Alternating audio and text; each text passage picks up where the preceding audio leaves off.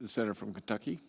Ask unanimous consent to modify the order of September 24th so that following my allotted time, Senator Whitehouse be permitted to speak for up to 5 minutes, followed by myself for an additional 5 minutes, prior to being recognized to make the motion to proceed to Senate Resolution 41. Without objection. Mr. President, this year, the United States will spend over $6 trillion while only bringing in $4 trillion in revenue. That's a profound gap. $2 trillion will be borrowed this year. To add insult to injury, Congress spends like drunken sailors without even bothering to pass a budget. There is no budget. The Democrats have passed no budget in the Senate, and the Republicans have passed no budget in the House. We're going to spend $6 trillion without anybody even thinking about where the money comes from, how to budget to afford a $6 trillion government. In fact, over the past 20 years, Congress has passed a budget less than half of the time. So today I will attempt to do what both parties have failed to do, and that is pass a budget. They didn't ask me to do this. In fact, they would probably prefer I not introduce a budget because it embarrasses the status quo of both parties. I'm only allowed to introduce this budget because they didn't do their job, and once upon a time, someone wrote privileged rules into the Senate that says if the parties fail to produce a budget, anyone can. So I've leapt at the chance because I think the American people would like to see us do something responsible like balancing our budget. The penny plan that I offer today will balance the budget in 5 years. The federal government passed an ignominious landmark this year. Our national debt now stands at $35 trillion and grows with each passing second. To put that in perspective, each taxpayer's share of the debt is about $270,000. The government now spends more on interest to service our federal debt than it spends on our national defense. While we spend about $850 billion on the military, we'll spend about $890 billion on interest. We should heed this fact as a warning. As historian Neil Ferguson points out, any great power that spends more on debt service than on defense will not stay great for long. We must act now if America is to once again be a rising nation. But we're currently on a path towards decline. Right now, we spend nearly $2 trillion more per year than we bring in revenue. This level of spending imposes a tax on every American. This tax is called inflation.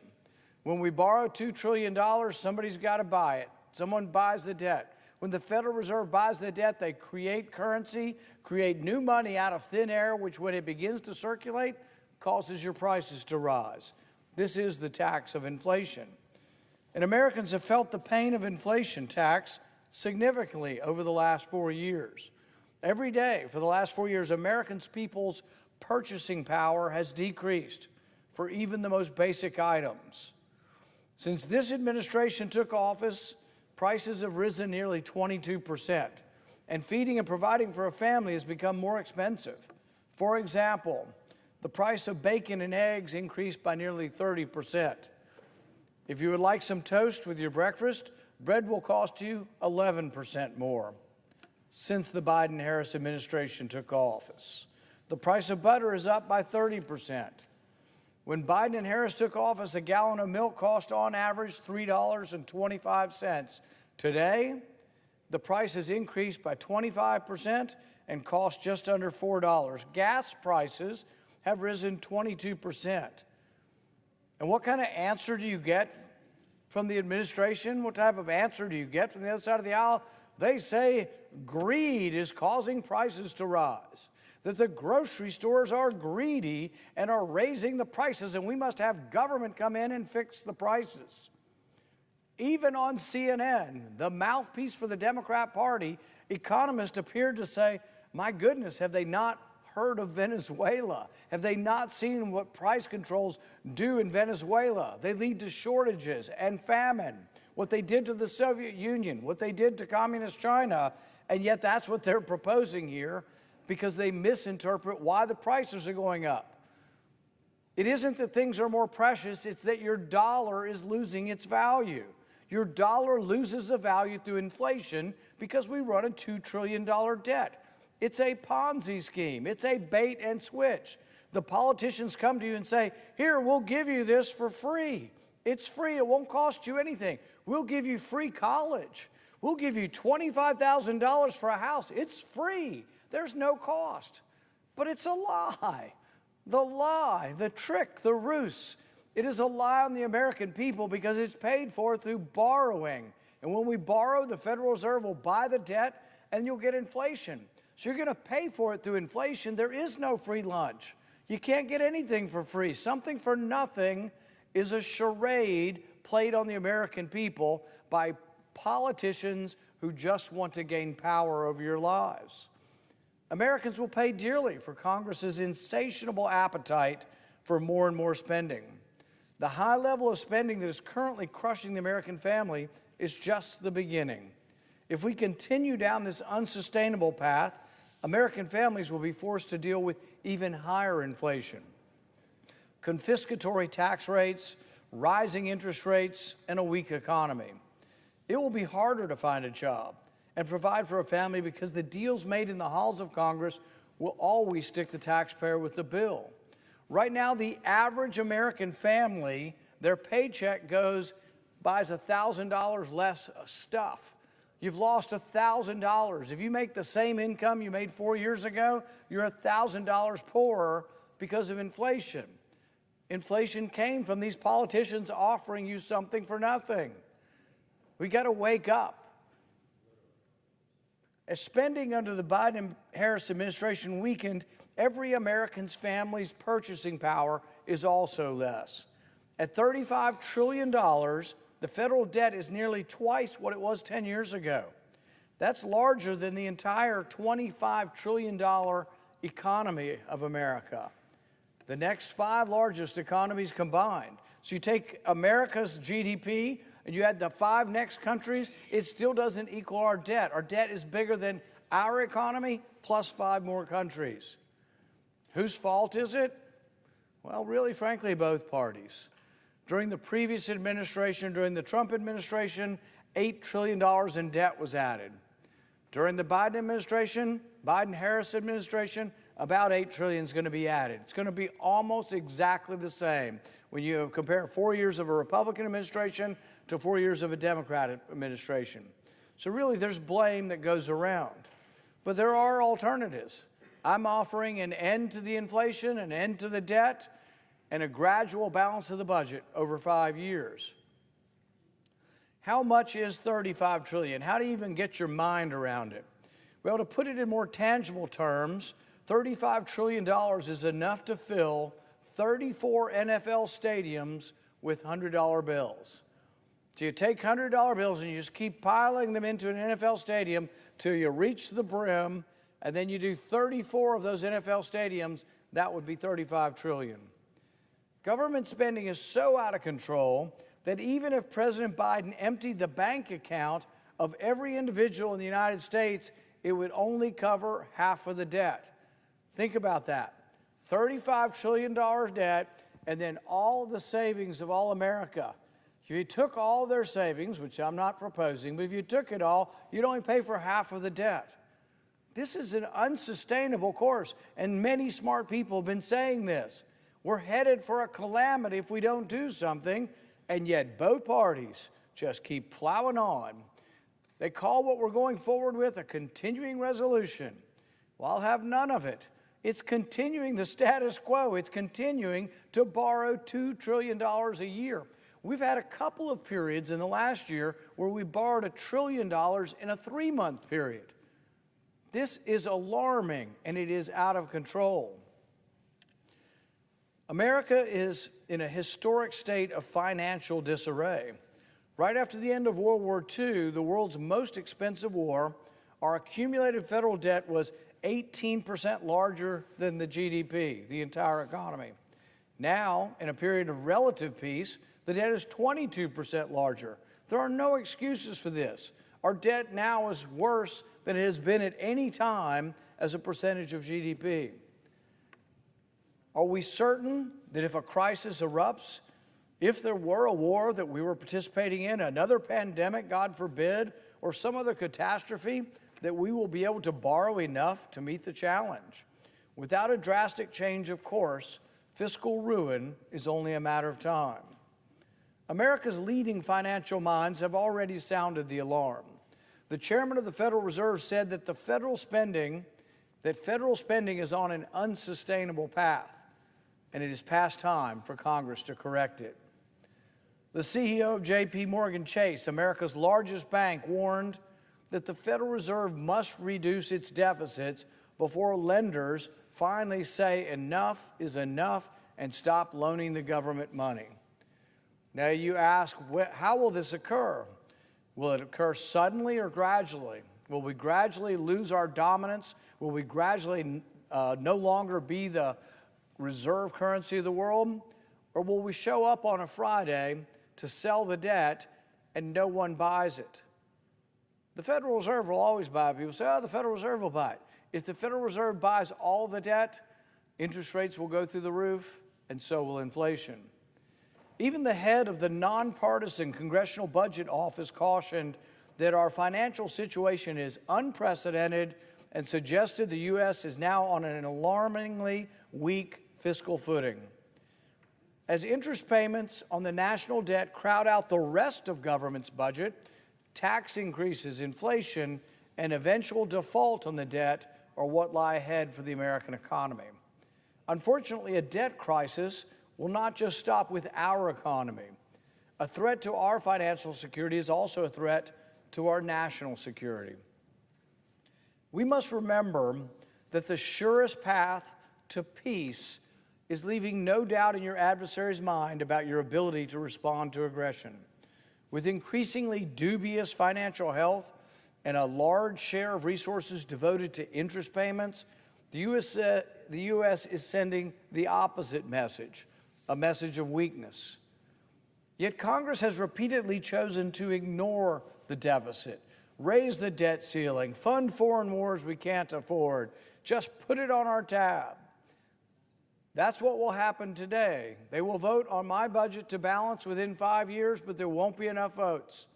They'll go merrily along with no budget, but they'll also go merrily along at a spending clip that will borrow $2 trillion. And it will be all of the Democrats and about half of the Republicans will go along with continuing to spend at this clip. Since entering the Senate, I have introduced several proposals to balance the budget. In 2017, I introduced a budget that would have simply frozen spending for 5 years. And it balanced because as the economy grew and revenue grew, you didn't even have to cut spending. All you had to do is agree not to spend more than you spent last year. Most American people would tolerate that, but not in Washington. No, Republicans and Democrats said, no way will we ever freeze spending. What's a business do when they're short of money? They freeze spending, they downsize, they do whatever it takes to stay afloat so they can make their payments, but not in Washington. So they didn't pass my budget in 2017 to freeze spending. They kept doing the same, borrow and spend, borrow and spend. In 2018, I offered another plan to balance the budget, but by this time, a spending freeze no longer balanced in 5 years because the spending had continued to increase. So I offered a one-penny plan, cut 1% across the board. You could probably just cut waste and malfeasance and cut 1%. Cut 1% across the board and it would still balance. That was the penny plan in 2018. But as things have gotten worse, as we got to the craziness of the COVID hysteria, where, once again, Republicans and Democrats shut the economy down and then said, hey, you don't have to suffer, you don't have to work, we'll just send you a check. This was one of the worst decisions that have been made in recent history. No work, free checks, but it was all borrowed. So the spending grew at an alarming rate through the COVID years, through the Trump administration. And then we finally got beyond the urgency of it. People were no longer dying in significant numbers. And the Biden administration says, we're going to pave every road in the land and we're going to borrow more money. So we borrowed $8 trillion under Trump. We borrowed another $8 trillion under Biden. And now you can't balance the budget with freezing spending over 5 years. You can't balance the budget with cutting 1 penny. You actually have to cut 6 pennies. You got to do a 6% cut over 5 years to balance the budget. Even the Biden-Harris administration's own Treasury has admitted that the current path is unsustainable. The math is clear. And I urge my colleagues, do not get in an argument with math. You will lose. It is plainly wrong to stick our children and our grandchildren with a bill for our reckless spending. Thankfully, America is still home to the world's most dynamic economy and resilient individuals. With revenues still expected to rise in the next 10 years, we are not beyond hope. The 6-penny plan that I am producing and introducing today will create conditions for growth and avert economic ruin. Right now, our interest payments eat away at our funds that are available for defense spending, and the budget leaves no room for emergencies. Our current trajectory weakens our national security and drains productivity from the economy. History will remember those who had the courage to make the hard choices now and who chose to leave their children with less of the burden. For just 6 pennies on the dollar, we can reverse this dismal trajectory. In just 5 years, we can restore trust in the U.S. dollar, the U.S. economy, and walk the U.S. government off the fiscal cliff. Vote yes on this plan. Vote yes on restoring fiscal sanity. Vote yes on securing a future for our country. The senator from Rhode Island. Mr. President, I speak in opposition today to the budget resolution put forward by my colleague from Kentucky. Last year, President Biden and then Speaker McCarthy came to an agreement on top-line appropriations levels for the current fiscal year, as well as the fiscal year beginning on October 1st.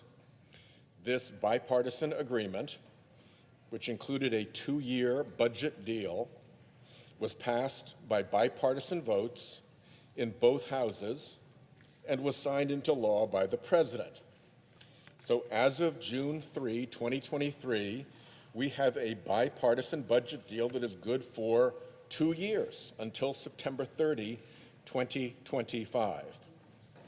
Just days before a government shutdown, House Republicans spent most of this month trying to figure out how much of the deal they could renege on to get votes from their fractured caucus. Here in the Senate, this proposal also breaks the agreement, proposing $20 trillion in federal spending cuts over 10 years, but not a single detail about where it would cut. Republicans are not happy to disclose where cuts would be because the American people would not be happy about the likely results. Cuts, for instance, to Medicare or veterans programs, to border security, national parks, law enforcement, transportation safety, affordable housing, education, and Medicaid. And, of course, the drill baby drill climate deniers would cut climate and clean air and water programs. If adopted in its final year, this budget would cut all those programs by 35%. While this budget attacks basic federal programs in the name of fiscal responsibility, Republicans simultaneously plan to blow up the deficit by cutting taxes for their billionaire mega donors and big corporations. Under one hat, Republicans act fiscally conservative and seek to cut programs to reduce the national debt. Under their other hat, they pursue more Trump tax cuts for the wealthy, increasing the debt by $4.6 trillion. Last year, I asked CBO if it were mathematically possible to balance the budget within 10 years extend the Trump tax cuts, and fully fund Social Security, Medicare, defense, and veterans programs? The answer from CBO, no. The math simply doesn't add up. So that budget exists in fiscal fantasy land. My Republican colleagues don't want to hear it, but more than a third of our national debt stems not from deficits, but from economic shocks, the 2008 financial crisis and COVID. As we have heard over and over again in the Budget Committee, the economic shocks from climate change will likely dwarf those we experienced during the financial crisis.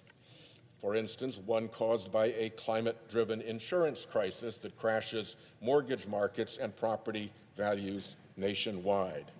We have heard those warnings from everywhere from the chief economist of Freddie Mac to the front page of The Economist magazine. What we should do in bipartisan fashion is decorrupt the tax code so that big corporations and billionaires are no longer a favored free-riding elite.